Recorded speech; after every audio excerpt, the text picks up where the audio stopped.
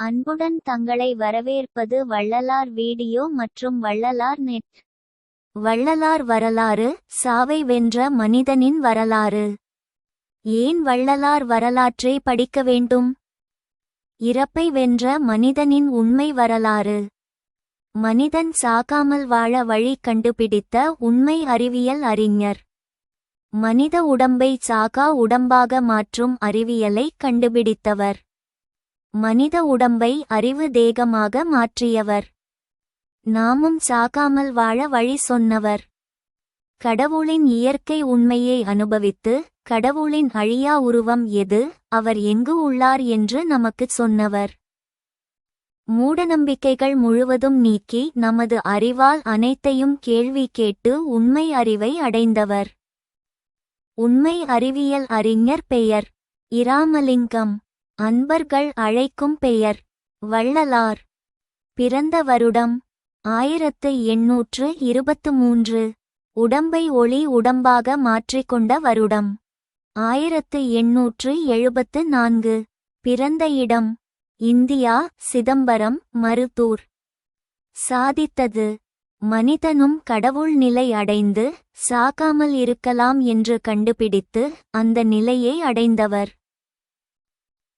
இந்தியாவில், தமிழ்நாட்டில், சிதம்பரம் என்ற நகரின் வடக்கு திசையில் 20 கிலோமீட்டர் தொலைவில் அமைந்திருக்கும் மருத்தூர் என்ற ஊரில் 1823ஆம் ஆண்டு அக்டோபர் மாதம் 5ஆம் நாள் ஞாயிறு மாலை 5:54 மணியளவில் இராமலிங்கம் என்கிற வள்ளலார் பிறந்தார். வள்ளலார் தந்தையார் பெயர் இராமையா, தாயார் பெயர் சின்னம்மையார். தந்தை இராமையா மருத்தூரின் கணக்கு பிள்ளையாகவும் குழந்தைகளுக்கு பாடம் சொல்லித்தரும் ஆசிரியராகவும் விளங்கினார். தாயார் சின்னம்மை வீட்டை கவனித்துக்கொண்டு தமது குழந்தைகளை வளர்த்து வந்தார். வள்ளலார் பிறந்த 6வது மாதத்தில் தந்தை இராமையா காலமானார். தாய் சின்னம்மை தன் குழந்தைகளின் கல்வி மற்றும் எதிர்காலம் கருதி இந்தியாவில் உள்ள சென்னை நகருக்குச் சென்றார். வள்ளலாரின் மூத்த அண்ணன் சபாபதி காஞ்சிபுரம் மகாவித்துவான் சபாபதியிடம் கல்வி பயின்றார். புராணச் சொற்பொழிவில் வல்லவரானார். சொற்பொழிவுகளுக்குச் சென்று வருவதன் மூலம் கிடைக்கும் பொருளை வைத்து குடும்பம் நடத்தி வந்தார். சபாபதியே தம்பி இராமலிங்கத்துக்கு கல்வி கற்பித்தார். பிறகு தான் பயின்ற ஆசிரியரான காஞ்சிபுரம் மகாவித்துவான் சபாபதியிடம் கல்வி பயில அனுப்பினார்.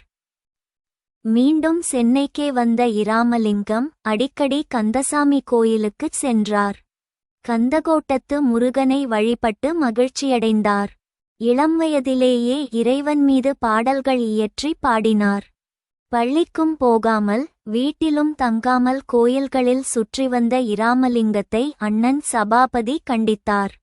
ஆனால் இராமலிங்கம் அண்ணன் சொல் பேச்சு கேட்கவில்லை. எனவே அண்ணன் சபாபதி தன் மனைவி பாப்பாத்தி அம்மாளிடம் இராமலிங்கத்துக்கு சாப்பாடு போடுவதை நிறுத்துமாறு கடுமையாக உத்தரவிட்டார். அன்புள்ள அண்ணியின் வேண்டுகோளுக்கு இணங்கிய இராமலிங்கம் வீட்டில் தங்கி படிப்பதாக உறுதியளித்தார். இராமலிங்கம் வீட்டில் மாடி அறையில் தங்கினார். சாப்பிடும் நேரம் தவிர மற்ற நேரங்களில் அறையிலேயே தங்கி கடவுள் வழிபாட்டில் தீவிரமாக ஈடுபட்டார். ஒருநாள் சுவரிலிருந்த முகம் பார்க்கும் கண்ணாடியில் கடவுள் தனக்கு காட்சியளித்ததாக பரவசப்பட்டு பாடல்கள் பாடினார். புராணச் சொற்பொழிவு செய்யும் அண்ணன் சபாபதிக்கு ஒருமுறை உடல்நலம் குன்றியதால் ஒப்புக்கொண்ட சொற்பொழிவுக்குச் செல்ல முடியவில்லை. எனவே அவர் தம்பி இராமலிங்கத்திடம் சொற்பொழிவு நடக்கவுள்ள இடத்துக்குச் சென்று சில பாடல்களை பாடி தான் வரமுடியாத குறையை தீர்த்துவிட்டு வருமாறு கூறினார். அதன்படி இராமலிங்கம் அங்கு சென்றார். அன்றைய தினம் சபாபதியின் சொற்பொழிவை கேட்க ஏராளமானோர் கூடியிருந்தனர். அண்ணன் சொன்னபடியே சில பாடல்களை மனமுருக பாடினார் இராமலிங்கம். இதன்பின் அவரிடம் ஆன்மீகச் சொற்பொழிவு நிகழ்த்துமாறு அங்கு கூடியிருந்தோர் வெகுநேரம் வற்புறுத்தினர். எனவே இராமலிங்கமும் அதற்கு இசைந்தார். அந்தச் சொற்பொழிவு இரவில் நெடுநேரம் நிகழ்ந்தது. அனைவரும் வியந்து போற்றினர். இதுவே அவருடைய முதல் சொற்பொழிவு. அப்போது அவருக்கு வயது 9. இராமலிங்கம் தன் 12ஆம் வயதில் திருவொற்றியூர் சென்று வழிபடத் தொடங்கினார். அவர் வசித்து வந்த 7 கிணறு பகுதியிலிருந்து திருவொற்றியூருக்கு தினமும் நடந்தே சென்று வழிபட்டு வருவது அவர் வழக்கம். பலரது வற்புறுத்தலுக்கு இணங்க இராமலிங்கம் தன் 27வது வயதில் திருமணத்துக்குச் சம்மதித்தார். அவர் சகோதரி உண்ணாமுலையின் மகள் தனக்கோடியை திருமணம் செய்து கொண்டார். கணவன் மனைவி இருவரும் குடும்ப வாழ்க்கையில் ஈடுபாடு இல்லாமல் இறைச்சிந்தனையிலேயே இருந்தனர்.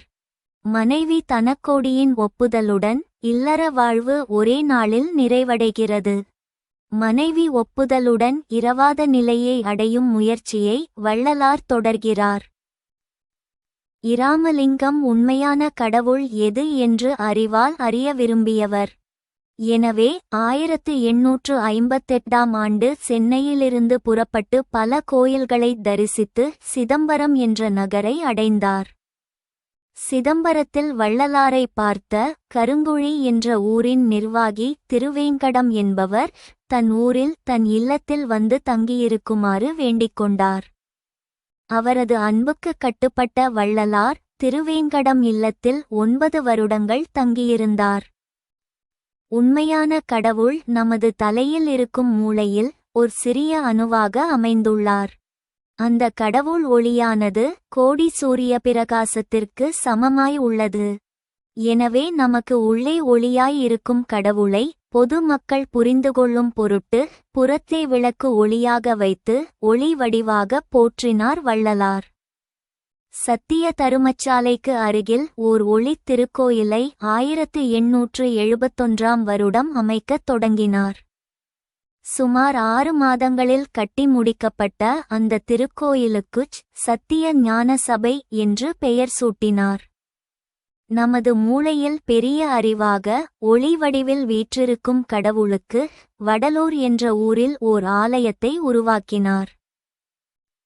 உண்மையான கடவுள் நம் தலையில் அறிவாக இருக்கிறார். அதை புரிந்து கொள்ள முடியாதவர்களுக்காக பூமியில் ஒரு கோயில் எழுப்பி அந்த கோயிலுக்குள் விளக்கேற்றி அந்த விளக்கு ஒளியை கடவுளாக நினைத்து வணங்கச் சொன்னார். அப்படி நமது எண்ணங்களை ஒருமுகப்படுத்தும் போது நம் தலையில் அறிவாய் இருக்கும் கடவுள் நமக்கு அனுபவமாகும். 1873ஆம் வருடம் 10ஆம் மாதம் 20ஆம் தேதி செவ்வாய்க்கிழமை காலை 8 மணிக்கு மேட்டுக்குப்பம் என்ற ஊரில் அமைந்துள்ள சித்தி வளாகம் என்று அழைக்கப்படும் மாளிகை முன் கொடியேற்றி வைத்து கூடியிருந்தவர்களுக்கு நீண்ட அருளுரை வழங்கினார்.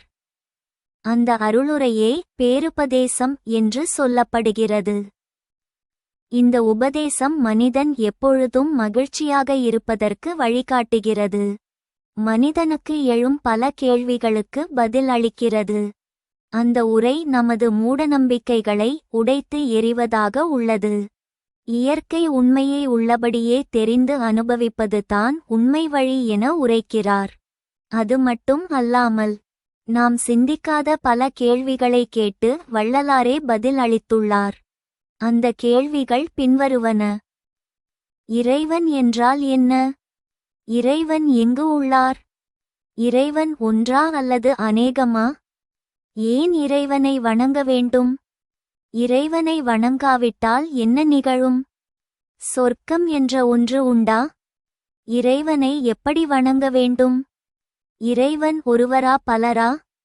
இறைவனுக்கு கை கால் உள்ளதா? இறைவனுக்கு நாம் ஏதாவது செய்ய முடியுமா?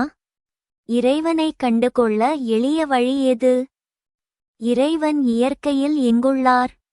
எந்த உருவம் அழியாத உருவம்?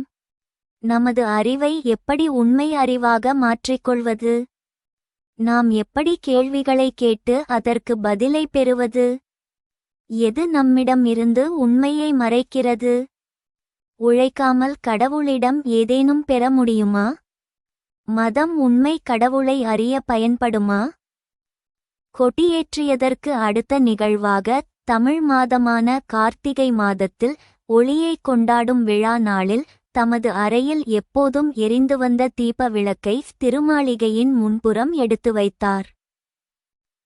1874 வருடம் தை மாதம் 19ஆம் நாள், அதாவது ஜனவரி மாதத்தில், இந்திய வானவியலில் குறிப்பிடப்பட்டுள்ள பூசம் நட்சத்திர நாளில் வள்ளலார் அனைவருக்கும் ஆசி வழங்கினார். வள்ளலார் இரவு 12 மணிக்கு மாளிகை அறைக்குள் புகுந்தார்.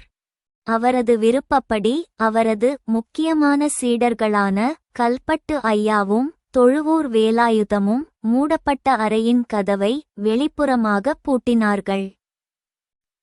அன்று முதல் வள்ளலார் நமது பூத கண்களுக்கு உருவமாகத் தோன்றாமல் ஞான உருவாக அருட்பெருஞ்சோதியாக விளங்கிக் கொண்டிருக்கிறார்.